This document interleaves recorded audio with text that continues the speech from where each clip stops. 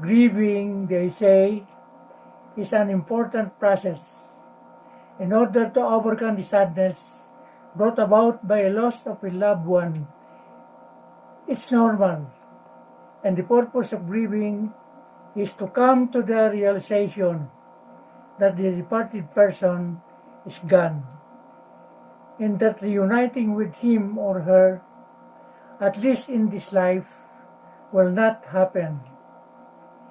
Today, everyone's mourning for the bereaved siblings, Bong, Regan, Grace, and Joanne. They are their saddest because they are already complete orphans. While they lost their mommies tragically in 2013 and still in coping period. This time, their daddy, my only sibling, made his way into meeting our Creator. Losing another parent may be synonymous. The total loss of security and strength. All of a sudden, the family will never be the same again.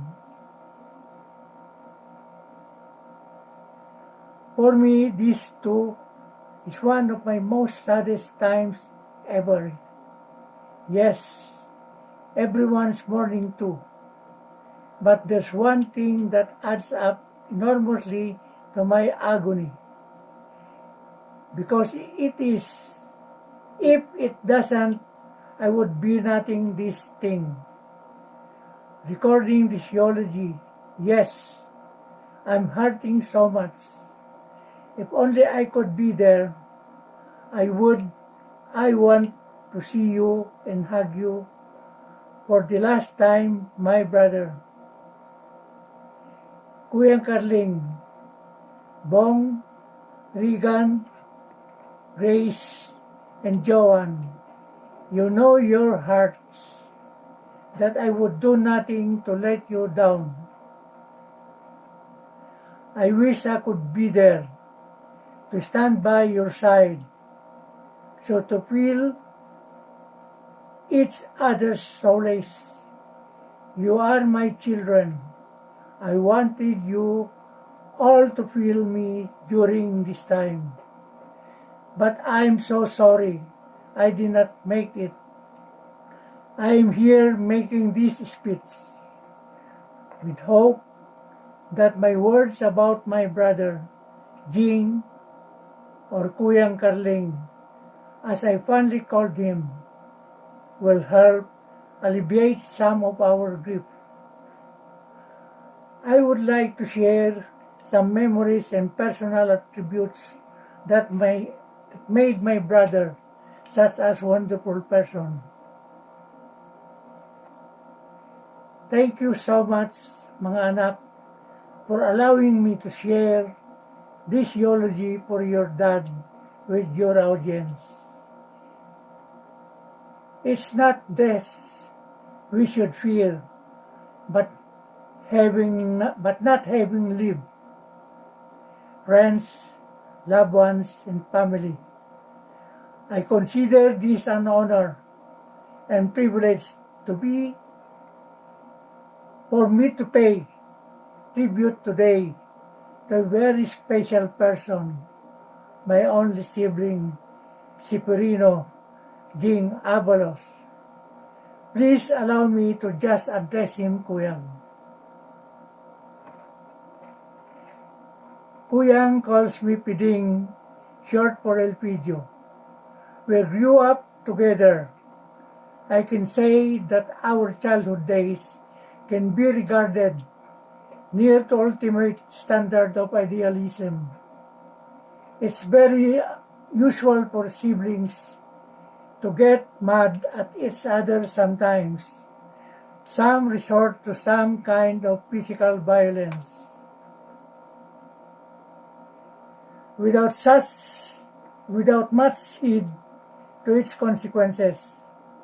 Well, in our case, we did have petty quarrels back then but I remember so vividly that Kuyang was always a Kuyang, big brother to me.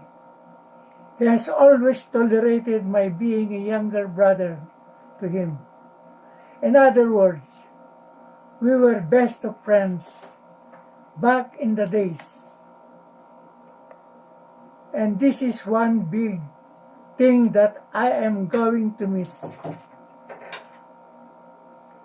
As I began to find the right words to express my thoughts about Kuyang, I remembered the many valued and meaningful roles that he played throughout his life.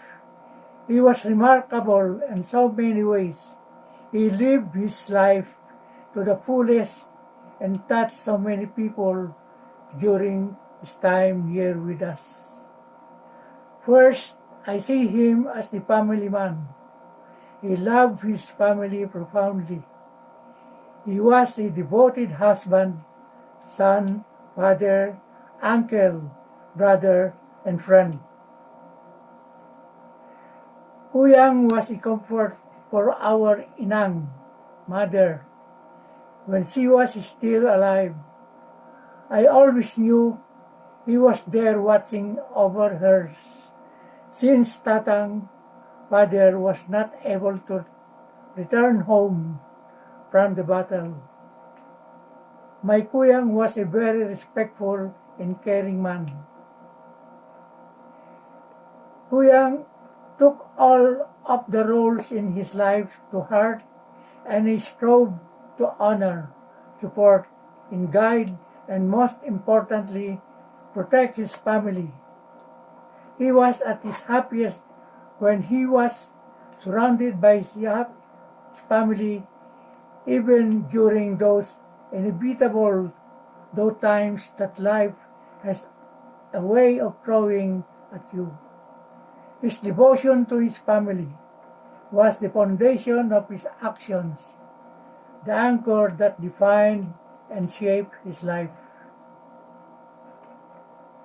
As I turn the next page of Kuyang's life, I see Kuyang, the friend. He was a good friend to so many. He could be counted on and depended on always. Whether you needed simple advice, an empathetic ear, a shoulder to lean on, a listener if you will. It all you wanted. I was past the time. The battle of beer, body, he was your man. Ready, steadfast, willing, and good fun. As I continue to turn the pages in Kuyang's life, I see him a man defiant and unwilling to settle for less. He lived a principled life underpinned by a strong sense of right and wrong. Kuyang was not a cruel man, and he wanted his children to understand that nothing can be gained from holding a grudge or leaving any issue that was very wrong and clear. He spoke out when it really counted. His strong principles did not allow him to let something wrong stand unchallenged. Kuyang cared enough to act to follow through. He never let anyone or anything stand in the way of making things right. He never let anyone or anything stand in the way of making things right. We can only imagine how much more he could have accomplished in his life were it not for his illness. Another page is turned and I see him as a respected citizen. He shared his expertise with anyone who would listen. He worked hard and consistently and remained a student of life. My brother never stopped learning, especially through his loving wife, Ate Remy, and children. He never sat back and became complacent. He led by example as he mentored his nephews and nieces, especially my own son, Jay, and daughter, Alice, and his children, in a way that any one of them can say that he was an inspiration in their lives. I have to say, though, that the page in Kuyang's life that I find most memorable in his being tough and able to set priorities without second thoughts. He was a person who would prioritize his family over everything. This is true when he made his decision in 1989 to retire from uniform service in order for him to join his family abroad. There was never a hint of regret in him, contrary to what his colleagues thought of him, being impractical, leaving his promising career behind. Kuyang, it is very hard to say goodbye, so we will just say so long. Remember the last time that we talked over the phone? You even asked how we are doing, and I can still recall you said, Piding, mauna na ako. I was so heartbroken. I can feel my heart torn into pieces. But Kuyang, you were the one who really comforted me that moment. You made me realize that indeed we are going to meet again, Kuyang. The pages of your book will never be closed, just as the pages of Inang, Tatang, Junjun, and Ateng Remy's pages are not closed either. We will remember you through the many people still left behind, whose lives you touched so positively. You may not realize it, but you leave an amazing legacy behind. 4 beautiful, handsome, and brilliant children. They are your legacy.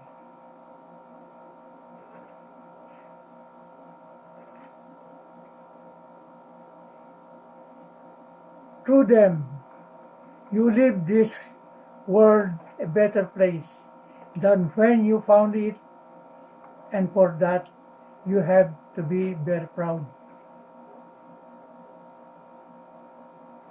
Kuyang, my brother, we will miss you, but we will always remember you with respect, admiration, and love always.